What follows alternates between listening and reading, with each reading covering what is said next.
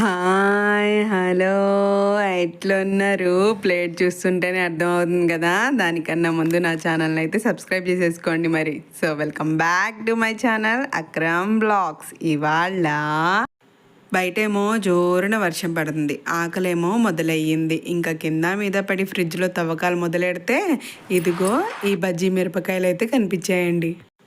ఇంకేముంది, ఇలా చూపిస్తున్న విధంగా మిర్చి బజ్జీలకు అన్నిటికీ స్ట్రైట్గా కోసేసుకున్నానండి. కోసేసుకున్న తర్వాత ఇలా ఒక గిన్నె తీసుకొని కొంచెం వాము, కొంచెం సాల్ట్, కొంచెం కందిపొడి, కొంచెం గరం మసాలా బాగా కలిపేసుకొని ఈ స్టఫ్ని అయితే అందులో అయితే స్టఫ్ చేసేసుకున్నానండి.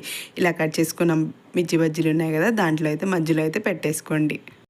మీరు గ్యాస్ వస్తుంది అనుకుంటే ఆ మిర్చిలో గింజలన్నీ తీసేసుకోవచ్చండి. నేనైతే రిమూవ్ చేయట్లేదు. నెక్స్ట్ అయితే ఒక పెద్ద బౌల్ తీసేసుకొని అందులో ఒక కప్పు శనగపిండి, ఒక చెంచాడేమో బియ్యం పిండి, కొంచెమేమో గరం మసాలా, కొంచెమేమో వామ్ వేసేసుకొని మీకు టేస్ట్కి తగినంత సాల్ట్ కూడా వేసేసుకొని చిటికెడి పసుపు, ఒక స్పూన్ గడ్డు మిర్చి పౌడర్ వేసేసుకొని కొంచెం వంట సోడా పైన చల్లేసుకొని ఈ విధంగా విస్కర్స్ తోటి అయితే బాగా అయితే కలిపేసుకోండి. కలిపేసుకున్న తర్వాత కొంచెం కొంచెంగా వాటర్ అయితే యాడ్ చేసేస్తూ పిండిని అయితే ఈ విధంగా కలిపేసుకోండి.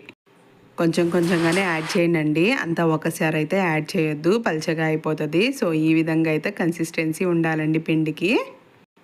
ఇక్కడ చూపిస్తున్నట్టుగా విస్కర్తో కానీ గరిటెతో కానీ కావాలంటే చేయితో అయినా కూడా బాగా మిక్స్ చేసేసుకోండి, అంతా బాగా కలిసిపోయేటట్టు. నెక్స్ట్ అయితే పక్కన స్టవ్ మీద కడాయి పెట్టేసుకొని ఆయిల్ అయితే వేసేసుకోండి, వేడవుతూ ఉంటుంది. నెక్స్ట్ అయితే బజ్జీ ఎలా వేయాలో చూపిస్తాను చూడండి. మనం కలుపుకున్న పిండినంతని ఇలా లాంగ్ గ్లాస్ ఉంటుంది కదా, దాంట్లోకి అయితే ట్రాన్స్ఫర్ చేసేసుకోండి. ఇక్కడ కొంచెం పిండిని ఇలా వేడి నూనెలో వేస్తే పైకి రావాలండి, అప్పుడే నూనె రెడీ అయినట్టు. నెక్స్ట్ అయితే ఒక మిర్చి తీసేసుకొని మనం పిండి వేసుకున్న గ్లాస్లోకి ఇలా ముంచేసుకొని బాగా అయితే స్టఫ్ చేసేసుకోండి.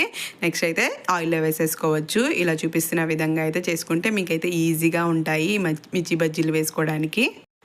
నెక్స్ట్ కడాయిలో ఇలా బజ్జీ వేసిన తర్వాత ఒక సెకండ్ పార్ట్ అయితే అలాగే ఉంచేసి తర్వాత అయితే ఫ్లిప్ చేసేసుకోండి. ఫ్లిప్ చేసేసుకొని రెండు సైడ్స్ బాగా కాలిన తర్వాత అయితే తీసేసుకోవచ్చు.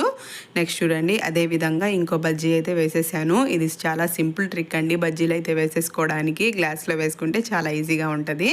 మీకు గోల్డెన్ కలర్లో వచ్చేదాకా అయితే కొంచెం ఫ్రై చేసేసుకోండి.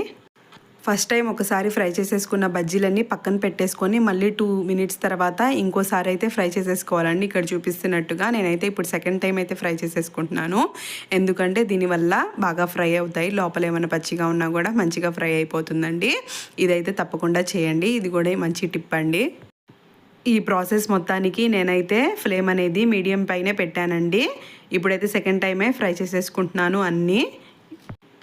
సెకండ్ టైం కూడా సేమ్ ప్రాసెస్ అండి. వేసిన తర్వాత ఒక సెకండ్ కాల్చుకొని నెక్స్ట్ అయితే ఫ్లిప్ చేసేసుకొని సెకండ్ సైడ్ కూడా కాల్చేసుకొని నెక్స్ట్ అయితే గోల్డెన్ కలర్లో వచ్చేసాక తీసేసుకోవచ్చండి. ఇలా ఒక ప్లేట్లో తీసేసుకొని ఇందాక కట్ చేసుకున్నాం కదండి, అది ఎటువైపు ఉందో మనకు తెలిసిపోతుంది. అలాగే కట్ చేసేసుకోండి స్టఫ్ చేసేసుకోవడానికి. ఆనియన్స్ అండ్ ఇక్కడ చూపిస్తున్నట్టుగా ఆనియన్స్ అండ్ కొత్తిమీర అయితే సన్నగా తరిగేసుకోండి. నెక్స్ట్ అయితే లెమన్ జ్యూస్ తీసేసుకున్నానండి, దాంట్లో అయితే గడ్డు కారం అయితే కలిపేసుకున్నాను ఈ విధంగా.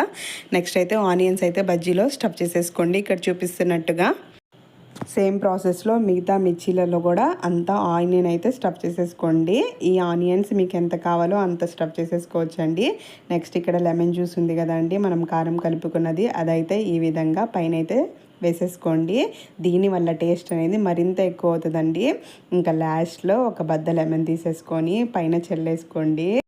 ఈ రెసిపీ కనుక మీకు నచ్చినట్టయితే మీ ఇంట్లో ట్రై చేసి ఎలా వచ్చిందో కామెంట్ సెక్షన్లో చెప్పండి. Thanks for watching.